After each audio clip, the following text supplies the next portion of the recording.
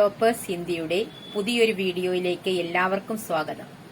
ഇന്ന് നമ്മൾ പഠിക്കാൻ പോകുന്നത് 10th സ്റ്റാൻഡേർഡിലെ ഇക്കായി തീനിലെ അകാൽ അവർ ഉസ്കെ ബാദ് എന്ന കവിതയാണ്. ഫോക്കസ് ഏരിയയിലെ ഒരു ചാപ്റ്ററാണ് അകാൽ അവർ ഉസ്കെ ബാദ് എന്ന ആ കവിത.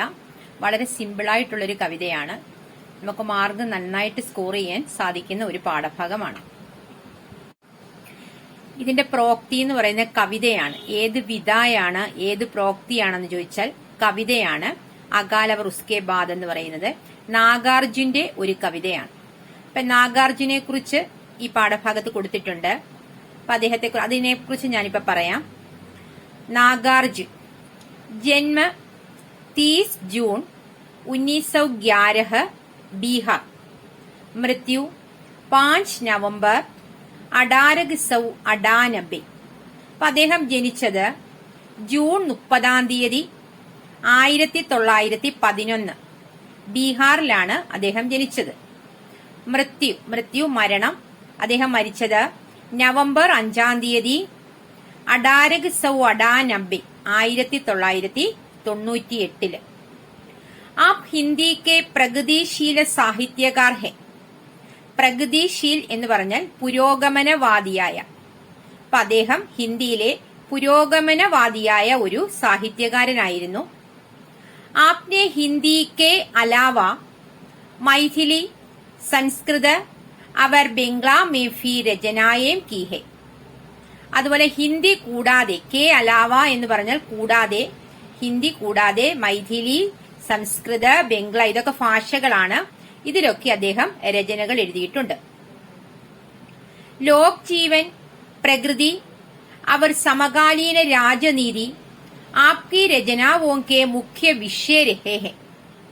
അദ്ദേഹത്തിന്റെ കൃതികളുടെ മുഖ്യമായ വിഷയമെന്ന് പറയുന്നത് ലോകജീവൻ, ജനജീവിതം, പിന്നെ പ്രകൃതിയെക്കുറിച്ച്, അവർ സമകാലീന രാജനീതി, രാജനീതി എന്ന് പറഞ്ഞ രാഷ്ട്രീയം, ആ കാലഘട്ടത്തിലുള്ള രാഷ്ട്രീയത്തിനെ കുറിച്ചുമൊക്കെയായിരുന്നു അദ്ദേഹത്തിന്റെ കവിതയുടെ അല്ലെങ്കിൽ അദ്ദേഹത്തിന്റെ കൃതികളുടെ മുഖ്യ വിഷയം എന്ന് പറയുന്നത്.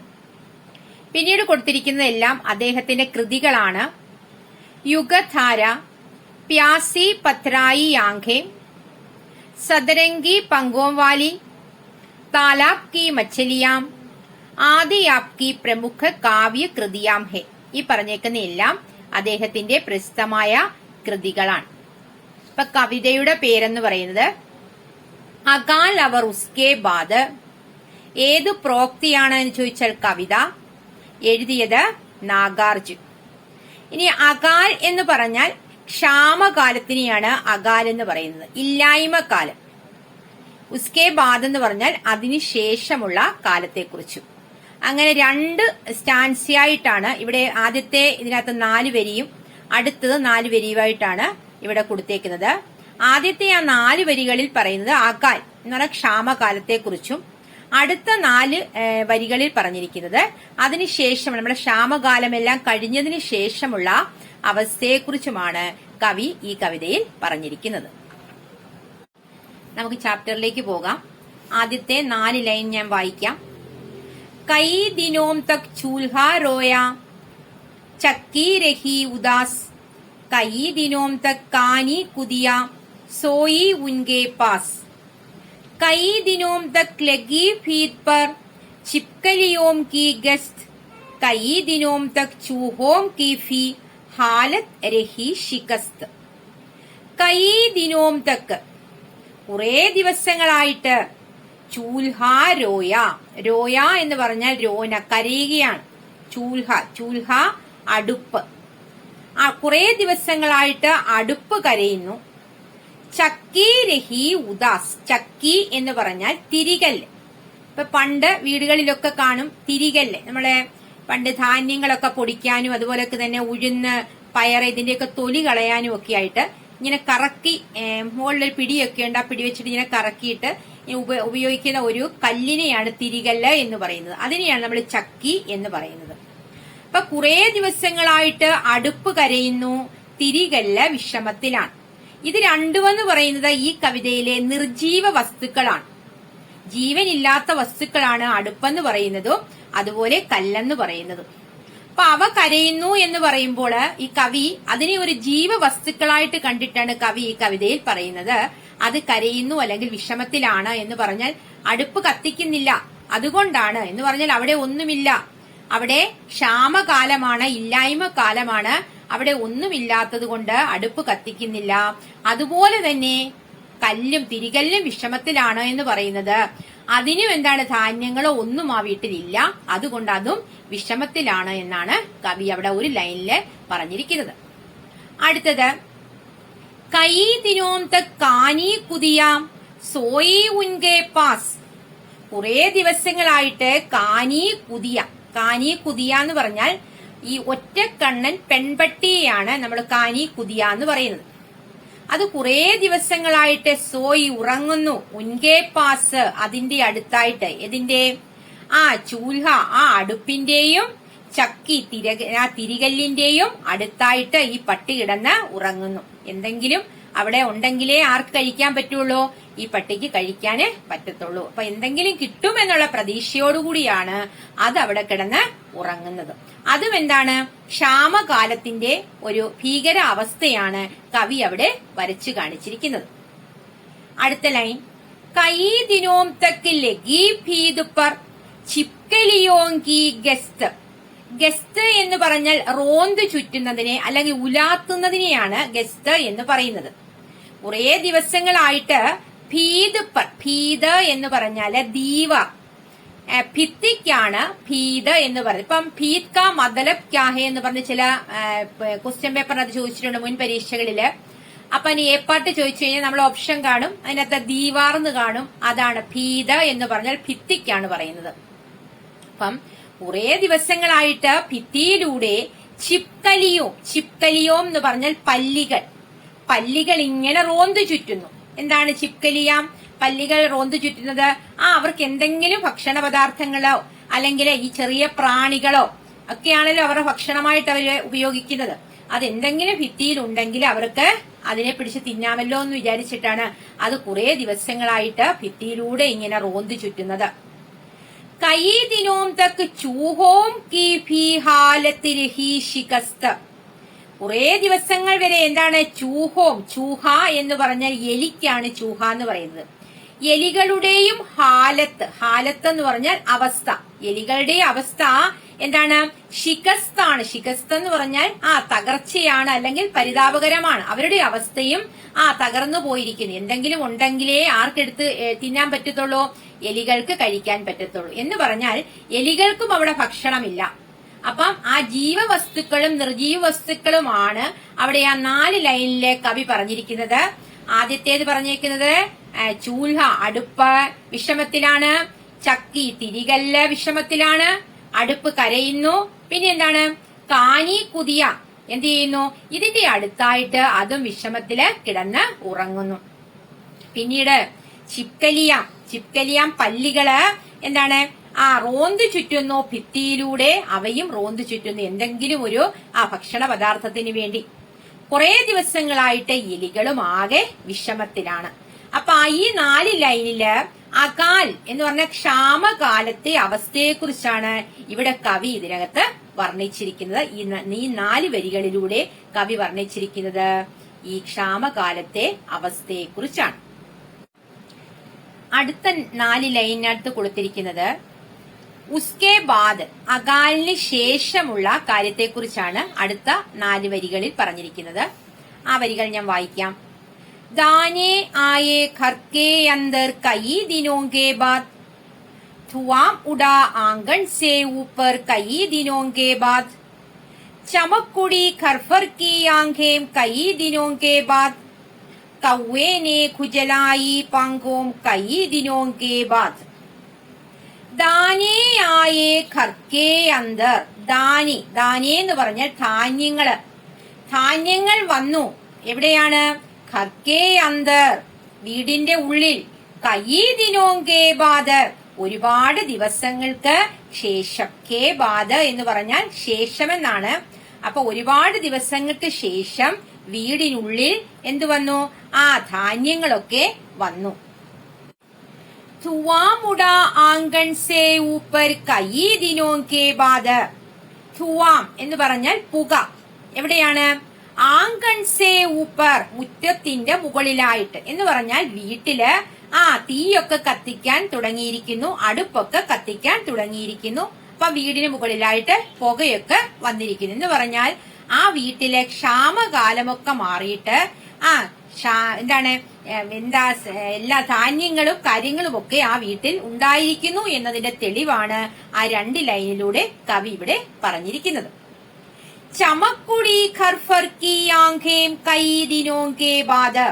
ചമക്ക്, ചമക്കിന എന്ന് പറഞ്ഞ തിളങ്ങുക, തിളങ്ങുന്നു. ഖർഫർ കി ആംഖേം, ഖർഫർ കി ആംഖേം, ആംഖേം എന്ന് പറഞ്ഞ കണ്ണുകൾ, വീട്ടിലുള്ളവരുടെ കണ്ണുകള് എന്താണ്? തിളങ്ങുന്നു. കൈ ദിനോം കെ ബാദ്, ഒരുപാട് ദിവസങ്ങൾക്ക് ശേഷം എന്ന് പറഞ്ഞാൽ ക്ഷാമകാലമെല്ലാം, ഇല്ലായ്മക്കാലമെല്ലാം മാറിയിട്ട് അവിടെ ഭക്ഷണമൊക്കെ വന്നു. ഇപ്പൊ അവർക്ക് സന്തോഷമാണ്, ആ വീട്ടിലുള്ളവരുടെ സന്തോഷമാണ് കവി ഇവിടെ ആ വരികളിലൂടെ വർണ്ണിച്ചിരിക്കുന്നത്. അതാണ് ചമക്കുടി ഖർഫർ കി ആംഖേം കൈ ദിനോം കെ ബാദ് എന്ന് പറയുന്നത്. പിന്നെയോ കൗവേനെ ഖുജലായി പാങ്കോം കൈ ദിനോം കെ ബാദ്. കൗവേ, കൗവേ എന്ന് പറഞ്ഞ കാക്ക, കാക്കകള് കുജലായി പങ്കോം, പങ്കോം എന്ന് പറഞ്ഞാൽ ചിറകുകള്. കുജലാന എന്ന് പറഞ്ഞാല് ചൊറിയുക എന്നൊക്കെയാണ് കുജലാന എന്ന് പറയുന്നത്. കുറെ ദിവസം എന്ന് പറഞ്ഞാല് അതിന്റെ ആ സന്തോഷം, അതിന്റെ ആ കൊക്കിനെ ഒക്കെ മൂർച്ച കൂട്ടുകയാണ്, അല്ലെങ്കിൽ അതിന്റെ ആ സന്തോഷം പ്രകടമാക്കുന്നതാണ് ആ വരികളിലൂടെ. അപ്പൊ അതും കാക്കകളും എന്താണ്? പട്ടിണിയായിരുന്നു.